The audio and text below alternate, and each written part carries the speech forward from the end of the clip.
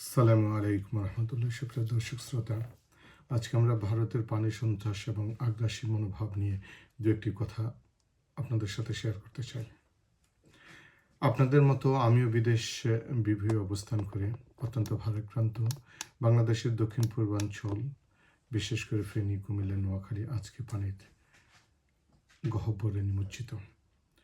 মাত্র 36 থেকে 48 ঘন্টার মধ্যে প্রায় অলমোস্ট গোটা ফেনী পানির নিচে তলিয়ে গেছে।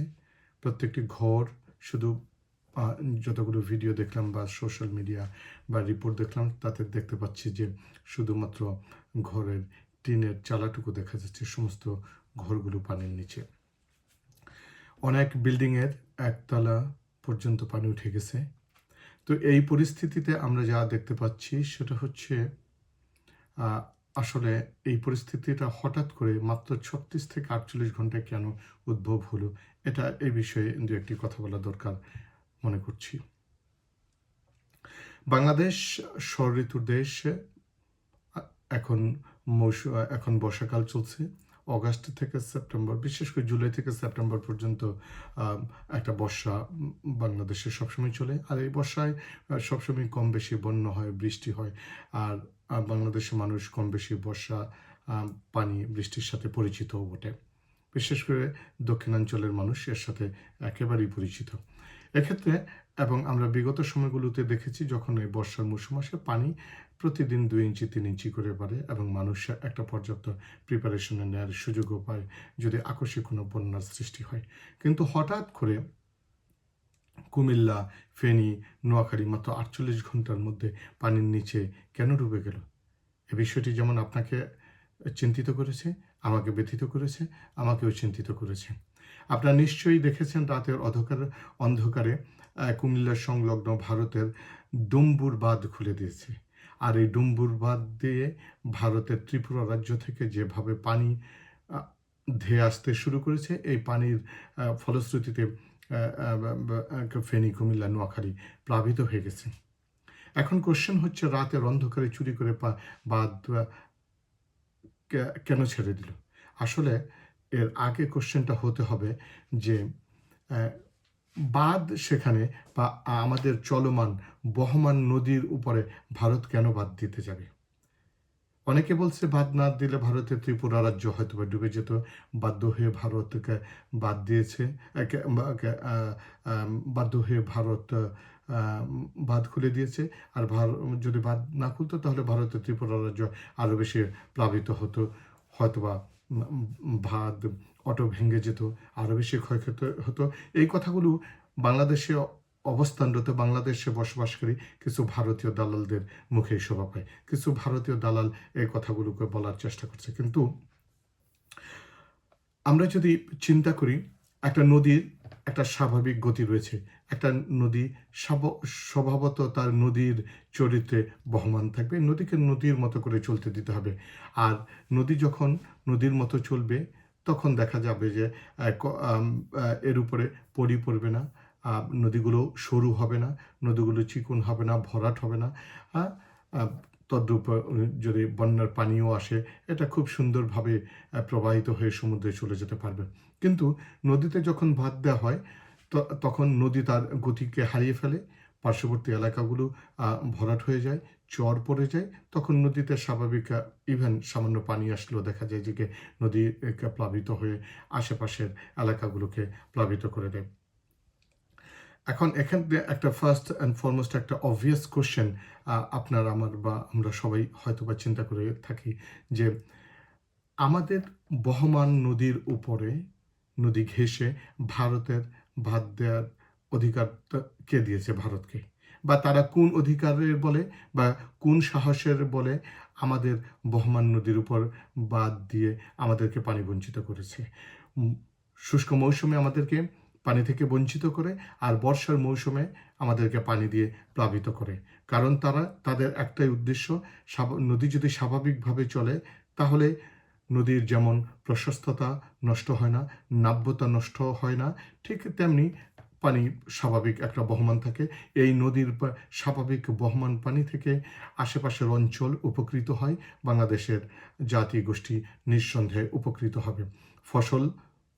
ফসলের জমিগুলো উর্বর হবে, ফসল ফলাদি ভালো জমবে। কিন্তু উদ্দেশ্য প্রণোদিতভাবে ভারত এই নদীতে বাদ দিয়েছে আমাদেরকে পানি বঞ্চিত করার জন্য, যাতে করে আমরা কৃষি এবং গবাদি ফসলের জন্য ভারতের উপর অনেকটা নির্ভর করি। বাদ দেওয়ার কারণে বাংলাদেশের যে নদীগুলো শুকিয়ে খালের মতো হয়ে যাচ্ছে, এটা আমরা সবাই জানি। কিন্তু এখান থেকে পরিত্রাণের উপায় কি? সে পরিত্রাণের উপায় কথা বলতে হলে লম্বা ফিরিস্তি টানতে হবে। এর আগে একটু বলে রাখা দরকার যে আমরা বিগত সরকারের সময় ফারাক্কা বিজয়ের নামে আমরা অনেক গল্প শুনেছি। বাংলাদেশ ভারতকে উজাড় করে দিয়েছে। ট্রান্সশিপমেন্ট থেকে শুরু করে বন্দর, গ্যাস, এমন কোনো কিছু নাই যে দেয়নি। বিগত স্বৈরাচারী সরকার বাংলাদেশের স্বার্থের চাইতে ভারতের স্বার্থকেই বেশি প্রাধান্য দিয়েছে। As a result of this, Bharat একে একে আমাদের ঘাড়ে চেপে বসেছে। আমাদেরকে যেমন বর্ষায় পানি দিয়ে চুবায় মারে, আবার শুষ্ক মৌসুমে আমাদেরকে মরুভূমিতে পরিণত করে। আমরা কখনোই স্বাধীনতার উত্তরকাল থেকে আমরা আমাদের ন্যায্য পানির হিস্সা ভারত থেকে বুঝে নিতে পারিনি, বরং আমাদেরকে ন্যায্য পানির হিস্সার নামে আমাদেরকে তালবাহানা করে আমাদের দেশ থেকে ট্রান্সশিপমেন্ট এবং নানা ধরনের শুল্ক মুক্ত বাণিজ্য তারা করে যাচ্ছে। অর্থাৎ এক কথায় বলতে গেলে তারা সন্ত্রাসী কায়দায় আমাদের ঘাড়ে চেপে বসেছে, আমাদের গলা টিপে হত্যা করতে চাচ্ছে। যদি ভারতকে পানি ছাড়তে হয়, তাহলে আন্তর্জাতিক কিছু নিয়ম নীতি রয়েছে। এই নিয়ম নীতি মেনেই ভারতকে পানি ছাড়তে হবে। কখনোই রাতের অন্ধকারে চুপি করে পানি ছেড়ে পার্শ্ববর্তী দেশকে আপনি প্লাবিত করতে পারবেন না। এটা একটি অপরাধ, এটা একটি আন্তর্জাতিকভাবে স্বীকৃত ক্রাইম। যদি আপনাকে পানি ছাড়তে হয়, তাহলে আন্তর্জাতিক রীতিনীতি অনুসারে যেই কাজগুলো করতে হবে, আগে থেকে পার্শ্ববর্তী দেশকে ওয়ার্ন করতে হবে, জানাতে হবে, একটা নির্দিষ্ট সময় দিতে হবে, আস্তে আস্তে পানি ছাড়তে হবে। সমস্ত গেটগুলোকে আপনি একসাথে খুলে দিতে পারবেন না। বিশেষ করে অসুস্থ নারী, শিশু, জনগণ এবং তাদের নিত্য প্রয়োজনীয় জিনিসপত্র যাতে সরিয়ে নিতে পারে, এর একটা সুন্দর সুযোগ আপনাকে দিতে হবে। হুট করে রাতের অন্ধকারে সমস্ত বাঁধ খুলে দিয়ে আপনি একটা দেশকে, একটি এলাকার জনপদকে আপনি পানিতে চুবিয়ে মারতে পারবেন না। বিদ্যালয়, হাসপাতাল, রাস্তাঘাটকে নিরাপদে যাতে থাকে এবং এর জন্য যাতে পর্যাপ্ত সময় পায় সরিয়ে নেওয়ার সে ব্যবস্থা আপনাকে খেয়াল রাখতে হবে। এখন একটা বিষয় একটু আপনাদের অ্যাটেনশন ড্র করি যে আসলে এই সময়টা কেন ভারত বেছে নিল। বাংলাদেশে এখন এমন ভারী বর্ষণ হয়নি যেই বর্ষণের কারণে বাংলাদেশ, বিশেষ করে ফেনী, কুমিল্লা বা নোয়াখালী বা পূর্ব দক্ষিণাঞ্চলকে প্লাবিত হতে হবে, এমন ভারী বর্ষণ হয় না। আর যেই বর্ষণ, এটা বাংলাদেশের নদীতে পানি প্রবাহিত হতে পারে। আমরা যদি একটু চিন্তা করি, বিশেষ করে আগস্ট মাসের গোড়ার দিকের কথাগুলো, হাসিনা সরকারের পতনের পর বাংলাদেশের জনগণের কাছে এটা অত্যন্ত পরিষ্কার যে ভারত আগে যেমন বাংলাদেশের শত্রু ছিল, তাদের যে শত্রু ভাবাপন্ন মনোভাব এখনও রয়েছে, ভবিষ্যতে আরও থাকবে। এবং ভারত এই বিষয়টিও বুঝতে পেরেছে যে হাসিনা সরকার পতনের মধ্য দিয়ে বাংলাদেশ থেকে তারা যে ধরনের অন্যায় সুযোগ সুবিধাগুলি পাচ্ছিল, সেই সুযোগ সুবিধাগুলো তাদের হাতছাড়া হতে চলছে। এজন্য তারা ভারত চিরাচরিত পন্থায় সন্ত্রাসী মনোভাব প্রকাশ করে একটি পানি সন্ত্রাসের মধ্য দিয়ে। অর্থাৎ আমরা যদি এটাকে এভাবে বলতে চাই যে হাসিনা সরকার যেমন বাংলাদেশ থেকে পালিয়েছে, অথবা হাসিনা যেমন বাংলাদেশ থেকে বিতাড়িত হয়েছে, এর জন্য এর একটি খেসারত বা একটি পানিশমেন্ট দেওয়ার জন্য ভারত হঠাৎ করেই পানি ছাড়লো। এটাকে আমরা এভাবে বলতে পারি, ভারতের এটা একটা ট্রাম্প কার্ডও বটে বাংলাদেশকে, এবং বিশেষ করে অন্তর্বর্তীকালীন যে সরকার বর্তমানে বাংলাদেশে রয়েছে, এই সরকারকে একটি অস্থিতিশীল অবস্থায় ফেলার জন্য। আমরা এটা অবাক হব না আগামী কিছু দিনের মধ্যে এই পানির সমস্যা চলে যাওয়ার পরে ভারত হয়তো বা নতুন কোনো বিষয় নিয়ে আবার বাংলাদেশের মানুষের ঘাড়ে চেপে বসবে। এখন এই সমস্যাগুলো সমাধান কিভাবে? এই সমস্যার সমাধানের জন্য বর্তমান অন্তর্বর্তীকালীন সরকারকে আমি উদাত্ত আহ্বান করব, আন্তর্জাতিক আদালত ও জাতিসংঘের মাধ্যমে এখনই ভারতের পানি সন্ত্রাসের সমস্যার সমাধান করা দরকার এবং এটি এখন সময়ের দাবি। সাথে সাথে ভারতের সন্ত্রাসী আচরণের বিরুদ্ধে ঐক্যবদ্ধভাবে প্রতিরোধ গড়ে তুলতে হবে। বাংলাদেশের প্রত্যেকটি দেশপ্রেমিক নাগরিককে সোচ্চার এবং অত্যন্ত দায়িত্বশীল ভূমিকা পালন করতে হবে ভারতের আগ্রাসী এবং পানি সন্ত্রাসী থেকে শুরু করে সমস্ত সন্ত্রাসী আচার আচরণের বিরুদ্ধে।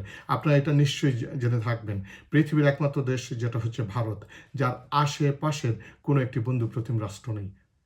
আশেপাশের কোনো একটা বন্ধু প্রতিম রাষ্ট্র নেই, প্রত্যেকটি রাষ্ট্রই তার হচ্ছে শত্রু। ভারত এমনই শত্রুতা আচরণ করে বাংলাদেশকে দাবিয়ে রাখতে চায়, কিন্তু এটা আমরা অত্যন্ত সুস্পষ্টভাবে জানিয়ে দিতে চাই, এদেশের জনগণ স্বাধীনচেতা মনোভাব, এদেশের জনগণ, বাংলাদেশের জনগণ স্বাধীনতা নিয়ে বাঁচতে চায়, মরতে চায়, তার স্বাধীনভাবে মাথা উঁচু করে দাঁড়াতে চায়। ভারত যদি সামনে এ ধরনের সন্ত্রাসী কার্যক্রম ভবিষ্যতে আরও করতে চায়, বাংলাদেশের অপামর জনগণ অত্যন্ত দায়িত্বশীল ভূমিকা পালন করে ভারতের এই সন্ত্রাসী মনোভাবের একটি সমুচিত জবাব দেবে ইনশাল্লাহ। সবাই ভালো থাকবেন, সুস্থ থাকবেন। আল্লাহ হাফেজ। আসসালামু আলাইকুম।